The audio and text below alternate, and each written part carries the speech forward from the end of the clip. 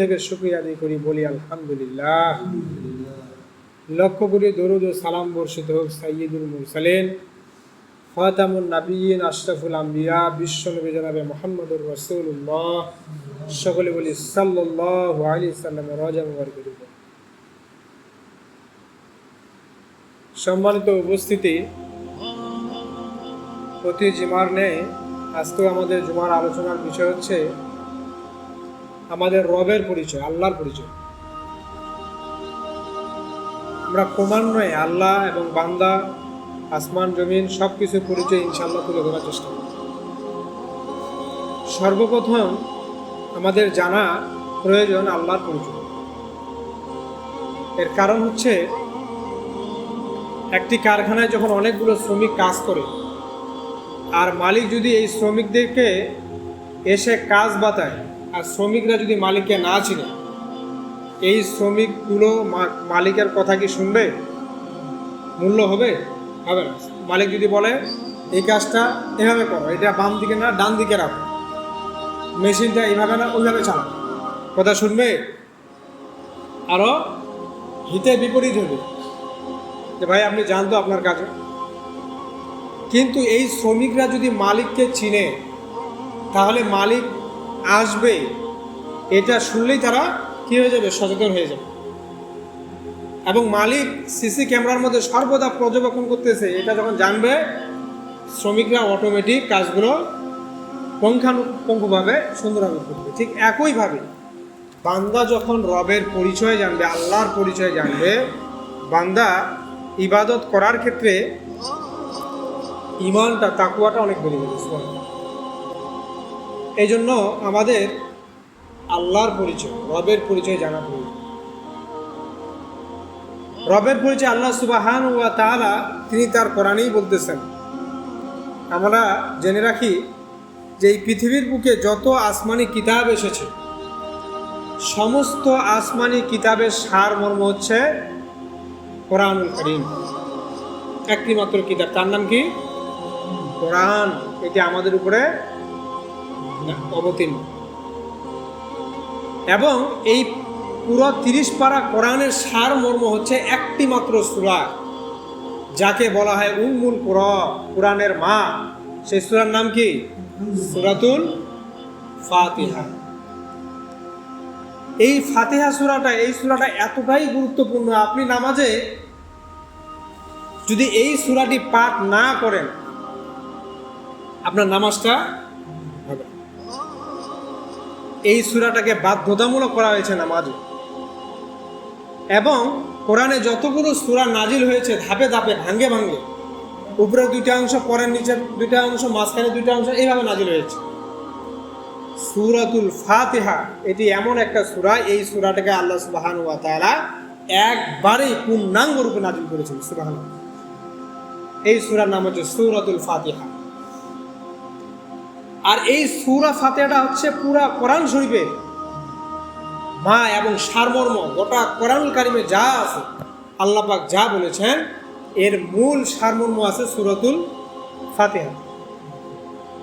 এবং সূরা ফাতিহা এই 7টি আয়াতের মধ্যে আল্লাহ সুবহানাহু ওয়া তাআলা যা দিয়েছেন, এর 2টি মাত্র অর্থে, 2টি মাত্র আয়াতে পুরো সূরার সারমর্ম দিয়েছেন।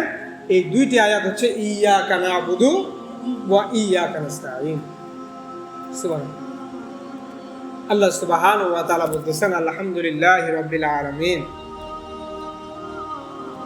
প্রশংসা সেই মহান রবের যিনি গোটা বিশ্ব জাহানের মালিক। সুবহানাল্লাহ।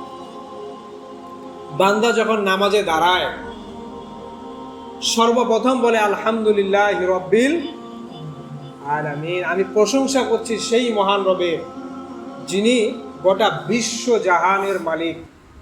সুবহানাল্লাহ। এরপরে যখন রুকুতে যায় বলে রব, কি বলে? রব্বিয়াল, সুবহানা রব্বিয়াল আযীম, সেখানেও বলে রব। এবং রুকু থেকে যখন উঠে সেখানেও বলে রব্বানা ওয়া লাকাল হামদ।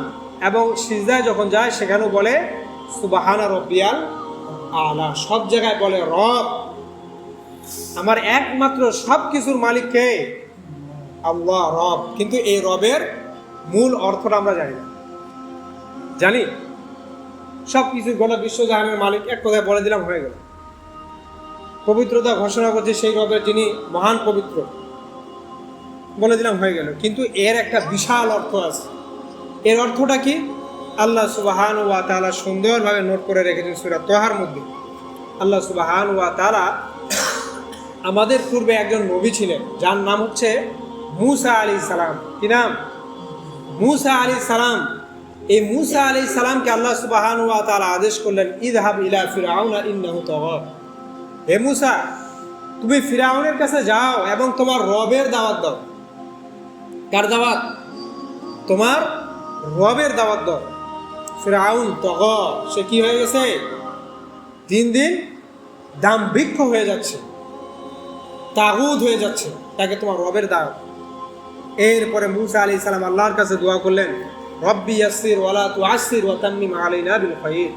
হে আল্লাহ, আপনি আমার বক্ষের ভিতরে, অন্তরের মধ্যে এমন জ্ঞান দান করুন যে জ্ঞানের মধ্য দিয়ে আমি ফিরআউনকে তোমার দাওয়াত দিতে পারি। সুবহানাল্লাহ। এরপরে মূসা আলাইহিস সালাম চলে গেলেন ফিরআউনের দরবারে, গিয়ে বলতেছেন, ক্বালা ফামা রাব্বুকুমা ইয়া মূসা। ফিরআউন যখন, মূসা আলাইহিস সালাম যখন ফিরআউনকে দাওয়াত দিল যে তুমি এক আল্লাহর প্রতি ঈমান আনো, এক আল্লাহকে স্বীকৃতি দাও, তুমি এক আল্লাহর প্রতি অবিচল থাকো, তখন ফিরআউন বলতেছে মূসাকে, হে মূসা, তুমি কোন রবের দাওয়াত দিচ্ছ? আনা রব্বুকুমুল আলা, আমি কি তোমাদের রব নই? আমার সিংহাসনের নিচ দিয়ে কি এই কি বলে এই সাগরটা, নীল নদী কি প্রবাহিত নয়? আর এই নীল নদী থেকে তোমরা কি ফসল উৎপাদন করো না? কাজে আমার চাইতে, আনা রব্বুকুমুল আলা, আমার চাইতে শ্রেষ্ঠ রব কে আছে? কে বলছে এটা? ফিরআউন। এরপরে ফিরআউন বলতেছে, ক্বালা ফামা রাব্বুকুমা ইয়া মূসা, তুমি কোন রবের দাওয়াত দিচ্ছ আমাকে? আমি কি তোমাদের রব নই? আমার দেশ দিয়ে কি নীল নদ প্রবাহিত হয় না? এখান থেকে তোমরা কি বসবাস করো না, ফসল উৎপাদন করো না, খাও না? এবং আমি কি তোমাদেরকে লালিত পালিত করি না? মূসা আলাইহিস সালাম বললেন, না, আমার রব তো সেই রব, আমি তোমাকে সেই রবের দাওয়াত দিচ্ছি। ক্বালা রাব্বুনা আল্লাযী আতা কুল্লা শাইইন খালকাহু সুম্মা হাদা। যেই রব শুধুমাত্র সৃষ্টি করেন না, বরং সৃষ্টি করার পরে তার মাখলুককে চলার যে পথ, সেই পথের দিক নির্দেশনা দিয়ে দেন, আমি সেই রবের দাওয়াত দিচ্ছি। সুবহানাল্লাহ। এই একটি কথার মধ্যে আল্লাহ সুবহানাহু ওয়া তাআলা তার পুরা রুবুবিয়্যাত তুলে ধরেছেন। সুবহানাল্লাহ। এই একটি কথার মধ্যে আল্লাহ সুবহানাহু ওয়া তাআলা বলেছেন, আমি তো সেই রব, যেই রব শুধু সৃষ্টি করেন না, সৃষ্টির পরে তার যে চলার সিস্টেম, এই সিস্টেমটাকেও আল্লাহ সুবহানাহু ওয়া তাআলা দান করেন। তিনি হচ্ছে একমাত্র রব। কিভাবে? আল্লাহ সুবহানাহু ওয়া তাআলা বলেন যে যখন একটা মানুষ যখন, একটা বাচ্চা যখন মায়ের পেটে মা যখন গর্ভ ধারণ করে একটা বাচ্চাকে, এই বাচ্চার বয়স যখন 340 পার হয়, কয় 40? 340, 120 দিন পার হয়, তখন আল্লাহ সুবহানাহু ওয়া তাআলার একজন আদেশকৃত ফেরেশতা এসে এই বাচ্চাটার শরীরের রূহটাকে ফুঁকে দেন। সুবহানাল্লাহ। এই 340 যখন পার হয়ে যায়, রূহ যখন চলে আসে, বাচ্চারা যখন রূহ পায়, তখন তার খাবারের প্রয়োজন আছে। এই খাবারের প্রয়োজনটাকে কে মিটান? এই খাবারের প্রয়োজনটাকে মিটানোর জন্য আল্লাহ সুবহানাহু ওয়া তাআলা মায়ের ঋতুস্রাবকে বন্ধ করে দিয়ে তার নাভির সাথে বাচ্চার নাভির একটা সংযোগ করে দেন। সুবহানাল্লাহ। মা তো খায় বড় মাছের কাঁটা। কখনো কি দেখেছেন যে মাছের কাঁটা বাচ্চার শরীরে যে আঘাত করছে? মা তো খায় গরুর হাড়, খাসির হাড়। কখনো আঘাত করছে কেউ দেখেছেন? সুবহানাল্লাহ।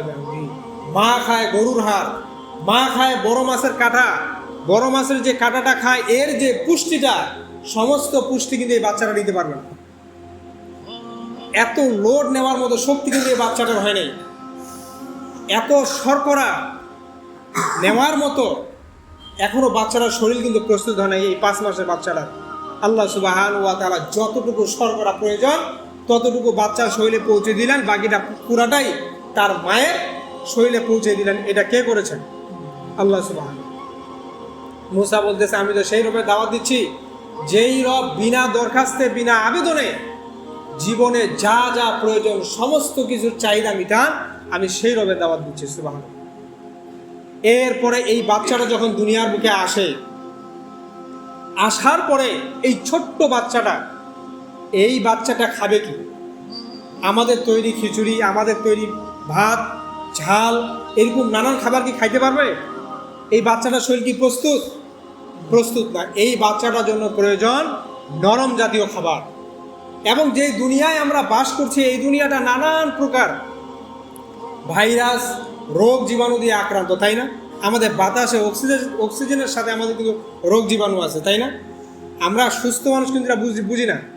যাদের শ্বাসকষ্ট এরা খুব বুঝে যে অক্সিজেনের মধ্যে কতটা ক্ষতিকারক পদার্থ ঘুরে বেড়ায়। তো এই যে দুনিয়ার বুকে এত নানান প্রকার ভাইরাস, এই ভাইরাসটা তো বাচ্চারা নিতে পারবে না। গরম খাবার খাইতে পারবে না, ঠান্ডা খাবার খাইলে পরে বুক দাবে যাবে। এই বাচ্চাটার জন্য এমন খাবারের প্রয়োজন যেই খাবারটা বেশি গরমও না, বেশি ঠান্ডাও না। একদিকে বাচ্চাটার খাবারের প্রয়োজন, আরেকদিকে বাচ্চাদের এই দুনিয়ার নানান প্রকার রোগ বালাই থেকে বাঁচার জন্য ঔষধের প্রয়োজন। এবং দুনিয়ার পানিও সে খাইতে পারবে না। এই দুনিয়ার পানির মধ্যে রয়েছে আর্সেনিক, পানির মধ্যে রয়েছে ভাইরাস। এই পানি এখন সে খাইতে পারবে না, পারবে? এই জন্য আল্লাহ সুবহানাহু ওয়া তাআলা বিনা দরখাস্তে বিনা আবেদনে মায়ের স্তনের মধ্যে এমন দুধ দিয়ে দিলেন যেই দুধের নাম হচ্ছে শাল দুধ। সুবহানাল্লাহ। কেউ চাইছিলাম আমরা আল্লাহর কাছে, আবেদন জানাইছিলাম?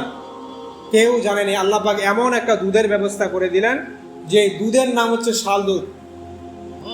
এই দুধের মধ্যে রয়েছে একদিকে খাবারের চাহিদা, আরেক দিকে রয়েছে সকল প্রকার রোগের ঔষধ এই বাচ্চাটার জন্য। সুবহানাল্লাহ।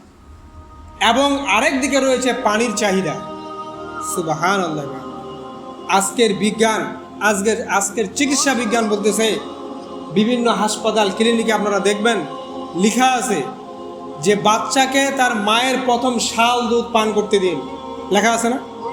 যদিও আমাদের আগের যুগের মা বোনেরা কি বলতো যে এই দুধটা খাইলে পরে বাচ্চাদের ধনষ্টঙ্কর রোগ বলতো না, না জানেই বলতো। আর আজকের বিজ্ঞান পরীক্ষা করে দেখতেছে বাচ্চার জন্য দুনিয়ার বুকে সবচাইতে দামি খাবারের নাম হচ্ছে শাল দুধ।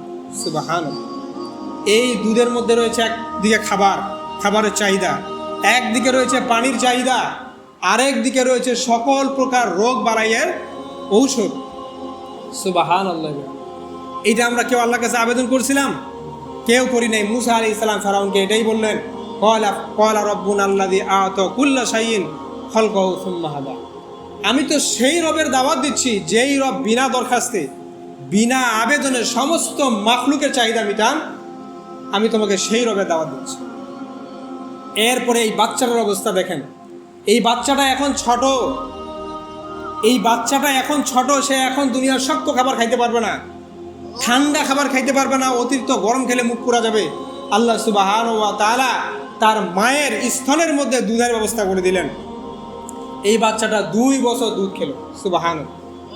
কে ব্যবস্থা করেছেন? আল্লাহ সুবহানাহু ওয়া তাআলা। এই দুধটা এমন একটা খাবার, বেশি শক্তও না, বেশি নরমও না, বেশি গরমও না, বেশি ঠান্ডাও না। আবার এই ছোট্ট মুখটাতে যদি একবারে গড়গড় করে চলে যায়, গলায় আটকে যাওয়ার ভয় আছে, তাই না? এই জন্য ছোট ছোট অনেকগুলো ছিদ্র দিয়ে এমনভাবে খাবারটাকে পৌঁছাচ্ছেন যাতে করে গলাও না আটকে যায়। সুবহানাল্লাহ। এটা কে করতেছেন? আল্লাহ সুবহানাহু ওয়া তাআলা। এরপরে এই বাচ্চারা যখন 2 বছর পার হয়ে গেল, দেখেন আল্লাহ পাক কিভাবে তার মাখলুককে সৃষ্টি করেন না, বরং সৃষ্টির পরে যা যা প্রয়োজন সমস্ত চাহিদা মিটান। এই বাচ্চারা বয়স যখন 2 বছর পার হয়ে গেল, এখন আর দুধ খেলে পরে এই বাচ্চারা শরীর শক্ত হবে না, হাড় শক্ত হবে না, তাই না? এই বাচ্চারা এখন প্রয়োজন ছোট ছোট মুরগির বাচ্চা খাবে, নরম খাবার খিচুড়ি খাবে, কবুতরের বাচ্চা খাবে। এই জন্য কি প্রয়োজন? তার মুখে এক দাঁতের প্রয়োজন। তার মুখে এখন দাঁতের প্রয়োজন। আল্লাহ সুবহানাহু ওয়া তাআলা বিনা আবেদনে বিনা দরখাস্তে অনেকগুলো ছোট ছোট মণিমুক্তার মতো দাঁত আল্লাহ সুবহানাহু ওয়া তাআলা তার মুখে সাজিয়ে দিলেন। সুবহানাল্লাহ। যাতে করে সে নরম খাবারগুলো, ছোট ছোট মুরগির বাচ্চা, ফল ফলাদি এবং নানান প্রকার নরম খাদ্যগুলো যেন সে চাবায় খাইতে পারে। সুবহানাল্লাহ। এরপরে এই বাচ্চাটার বয়স যখন 6 থেকে 7 বছর হয়ে গেল, এই বাচ্চাটা এখন শুধু আর নরম ছোট মুরগির বাচ্চা, কবুতরের বাচ্চা আর খিচুড়ি খেলেই পরে তার শরীর পরিপক্ত হবে না, হাড় শক্ত হবে না। এখন তার প্রয়োজন আরও শক্ত খাবার, গরুর হাড় খাইতে হবে, খাসির হাড় খাইতে হবে, শক্ত জাতীয় ফল খাইতে হবে। এই জন্য আল্লাহ সুবহানাহু ওয়া তাআলা আগের দাঁতগুলোকে এক্সচেঞ্জ করে দিয়ে নতুন শক্ত দাঁতের ব্যবস্থা করে দেন। সুবহানাল্লাহ। আবার এখানেও আল্লাহ সুবহানাহু ওয়া তাআলার কীভাবে সৃষ্টিটা একবার দেখেন। একটা করে ছোট দাঁত পড়তেছে, আরেকটা করে বড় দাঁত আল্লাহ সুবহানাহু ওয়া তাআলা গজায় দিচ্ছে। এটা কে করতেছেন? আল্লাহ সুবহানাহু ওয়া তাআলা। কেউ চাইছিলাম? কেউ দরখাস্ত দিছিলাম আল্লাহর কাছে? কেউ দিই নেই। তাহলে আল্লাহ সুবহানাহু ওয়া তাআলা এটাই বলতেছেন। মুসা আলাইহিস সালাম আল্লাহ ফেরাউনকে এটাই বললেন, ক্বালা রাব্বুনা আল্লাযী আ'তা কুল্লা শাইইন খালকাহু সুম্মা হাদা। আমি তো তোমাকে সেই রবের দাওয়াত দিচ্ছি যেই রব শুধু সৃষ্টি করেন না, বরং সৃষ্টির পরে চলার জন্য যা যা প্রয়োজন বিনা দরখাস্তে বিনা আবেদনে দান করেন, তিনি হচ্ছে একমাত্র আমার রব আল্লাহ সুবহানাহু ওয়া তাআলা। এটা কি শুধু মানুষের ক্ষেত্রে? প্রত্যেকটা প্রাণীর ক্ষেত্রে আল্লাহ সুবহানাহু ওয়া তাআলা চলার জন্য যে যা যেটা প্রয়োজন নিজের থেকে বুঝে শুনে দান করেছেন। সুবহানাল্লাহ। এই মুরগির বাচ্চা যখন ডিম থেকে ফুটে, এই প্রাণীকুলের মধ্যেও আপনি দেখেন আল্লাহর আপনি নিদর্শন পেয়ে যাবেন, স্রষ্টার নিদর্শন পেয়ে যাবেন। এই মুরগির বাচ্চাগুলো, আমরা তো মায়ের গর্ভে ছিলাম, নারীর মাধ্যমে খাবার পাইছি, তাই না? এই মুরগির বাচ্চাগুলো খাবার কী খাবে? ডিমের সাথে তো মায়ের কোনো সংযোগ নাই, আছে? ডিমের সাথে কোনো সংযোগ নাই। আজকের প্রাণী বিজ্ঞান বলতেছে একটা ডিমের মধ্যে দুইটা অংশ থাকে, একটা হলুদ আর একটা কি সাদা লালা। এই হলুদ অংশ থেকে প্রাণ তৈরি হয়, মুরগির প্রাণ তৈরি হয়, মুরগি, হাঁস এবং নানান প্রাণীর প্রাণ তৈরি হয়। আর যে সাদা খাবারটা, সাদা লালাটা থাকে, এইটা হচ্ছে এই প্রাণ তৈরি হওয়ার পর থেকে তার শরীর পরিপক্ত হওয়ার জন্য যতদিন ডিমের মধ্যে থাকে, এই সাদা লালাটা হচ্ছে তার জন্য খাবার। সুবহানাল্লাহ। এই ব্যবস্থা কে করেছেন? আল্লাহ সুবহানাহু ওয়া তাআলা। এই খাবারটা যখন একদিন শেষ হয়ে যায়, এই প্রাণীটার, এই মুরগির বাচ্চার খাবারটা যখন একদিন শেষ হয়ে যায়, তখন সে আল্লাহর কাছে আরজি করে, আল্লাহ এখন আমি খাবো কি? তার কাছে তো ওইটাই বিশাল দুনিয়া। এই ডিমটাই মুরগি বাচ্চার কাছে বিশাল একটা দুনিয়া। আল্লাহ সুবহানাহু ওয়া তাআলা তার ব্রেনের মধ্যে, মেধার মধ্যে ঢুকিয়ে দেয়, তুমি এমন একটা দুনিয়ার মধ্যে বাস করতেছো, তোমার আশেপাশে যত সাদা আবরণ প্রাচীর, এই প্রাচীরটা কোনো চীনের মহাপ্রাচীর না। এটা এমন একটা প্রাচীর, তুমি মুখ দিয়ে একবার ঠেলা মারো এটা ভেঙে যাবে। এই ব্রেন এই মুরগির বাচ্চাটাকে কে দিলেন? কোনো বিশ্ববিদ্যালয়, কোনো প্রাইমারি স্কুল, হাই স্কুল কে দিয়েছেন? আল্লাহ সুবহানাহু ওয়া তাআলা। স্রষ্টার সৃষ্টি দেখেন। এই মুরগির বাচ্চাটা মুখ দিয়ে এই খোসাটাকে একবার ঠেলা মারে, একটু ফেটে যায়। এরপরে আল্লাহ সুবহানাহু ওয়া তাআলা বলেন আরেকবার মারো, আরেকবার মারে। এরপরে আল্লাহ সুবহানাহু ওয়া তাআলা বলেন আরেকবার মারো। 3 বার মারার সাথে সাথে এই ডিম ফেটে বাচ্চাটা বের হয়ে যায়। এই ব্রেন কে দিয়েছেন? আল্লাহ সুবহানাহু ওয়া তাআলা। কোনো আবেদন ছিল আল্লাহর কাছে যে আল্লাহ এই ব্রেনটা দিয়েন? কোনো দরখাস্ত আল্লাহর কাছে ছিল? কে দিয়েছেন? আল্লাহ সুবহানাহু ওয়া তাআলা দিয়েছেন। এরপরে এই বাচ্চা, মুরগির বাচ্চা, হাঁসের বাচ্চা যখন দুনিয়ার বুকে আসে, এরপরে আরও আল্লাহর স্রষ্টার সৃষ্টির সিস্টেমটা দেখেন। আল্লাহ সুবহানাহু ওয়া তাআলা এই মুরগির বাচ্চাটাকে এবং হাঁসের বাচ্চাটাকে কীভাবে পার্থক্য করেছেন। হাঁসের বাচ্চা যখন পানি দেখে, সে মনে করে এই পানি যেন একমাত্র তার কারণেই সৃষ্টি হয়েছে। সুবহানাল্লাহ।